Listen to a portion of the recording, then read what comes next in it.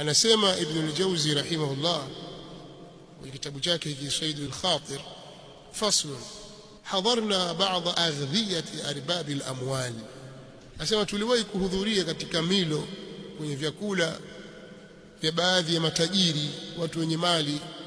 Tumealikwa mahali tukaenda kwa matajiri. Faraitu al-ulama adhalla an-nas indahum, nikawaona wale wenye ilmu na ulama ni watu madhalili sana kwao. Wale jamaa wenye mali wanawadharau sana wale watu wenye ilmu, wenye mali wanawadharau wenye ilmu. Hilo mimi nimeliona. Anasema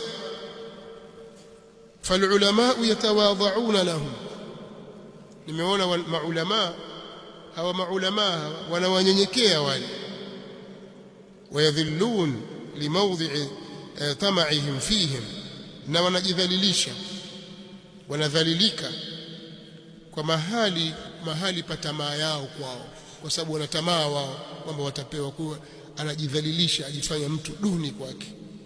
Wahum la yahfaluna bihim, na wao matajiri wala hawawajali wao.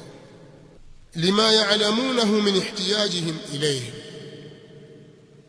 kwa vile wanavyojua matajiri kuwa hawa mashekhi wanahitajia kwao. Faraitu hadha aiban fil fariqain, nikaona hii ni kasoro iko katika sehemu zote mbili. Kuna kasoro iko huku na kasoro iko huku, sehemu hii ya matajiri na sehemu za maulama. Hili jambo nimeliona. Amma fi ahli dunya fawajhu al-aib, ama kwa hawa watu wenye dunia, hawa wenye kipato, hawa upande wa kasoro ambao wanayo wao, annahum kanu yanbaghi lahum ta'dhimu al-ilm, ni kwamba wao walitakiwa wayadhimisha ilmu, walakin lijahlihim biqadrihi fatahum, lakini kwa kutokujua kwao nafasi yake ilmu, kutokujua kwao kwa nafasi ya ilmu imewafutu hiyo ilmu. Wa atharu alayhi kasba al-amwal, na wakatanguliza juu ya ilmu kuchuma mali. Ikawa wao waona kwamba kutafuta mali ndio jambo la kwanza, elimu baadaye, kwa hiyo wakatanguliza hilo kwanza. Sasa asema fala yanbaghi an yutlaba minhum ta'dhimu ma la ya'rifunahu wala ya'lamuna qadra, kwa haitakikani kutakiwa kutoka kwao kuliadhimisha lile wasilolijua wala wasilofahamu mikdari yake, nafasi yake. Ni ujinga wao ndio uliopelekea wadharau hili jambo.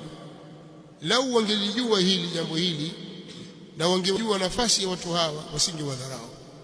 Lakini ule ujinga wao, kwa aibu ya kwanza yarudi kwao, kwa kule kutokujua kwao ile thamani ya ilmu na wale walioibeba ilmu, ndiko kulikuwa wapelekea kujenga dharau hizi.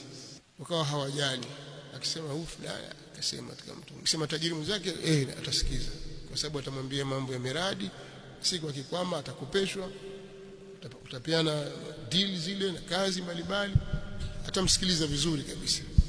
Wewe ukizungumza unaonekana shehe huyu na yule yote sawa tu, kazi yao kuombaomba. Hapa tukimaliza hapa ataniomba hapa, akipata fursa tu ataomba huyo, atafuta namna ya kuombaomba hivi na lugha zake za kusaidiwa. Asema inma a'udhu billawmi 'ala al-ulama, na hakika si vingine narudi kwenye kuwalaumu maulama. Fa aqul yanbaghi lakum an tasunu anfusakum allati sharafat bililmi 'an adh-dhull lil-andhal, inatakikana kwenu nyinyi kuzikinga nafsi zenu ambazo zimetukuka kwa ilmu, mzikinge zisipate udhalilika kwa hawa watu duni. Wa in kuntum fi ghinan anhum kana adh-dhull lahum wat-talab minhum haraman alaykum, ikiwa nyinyi mko katika kujikwasia na wao, mmejitosheleza ama wahitaji wao, basi kumekuwa kule kujidhalilisha kwa wao na kutaka kwao ni jambo la haramu juu yenu. Kama kweli nyinyi mna kipato cha kujitosheleza, haina haja wewe kujidhalilisha kwake, kwa sababu wewe una ghina. Kadhalika wa in kuntum fi kafafin falima lam tu'thiru tanazzuha 'an adh-dhull bil-'iffa 'an al-hutam al-fani al-hasil bil-dhilla. Na ikiwa nyinyi mko kwenye kipato cha kujitosheleza, pale mna utajiri, sasa hapa wewe una kitu cha kukutosha tu, basi kwa nini hamkuchagua kujitakasa na udhalili kwa kujichunga, kwa kuyaacha mambo haya yenye kutoweka, mambo ya kilimwengu yanayopatikana kwa njia ya udhalili? Kwa nini msiyaache?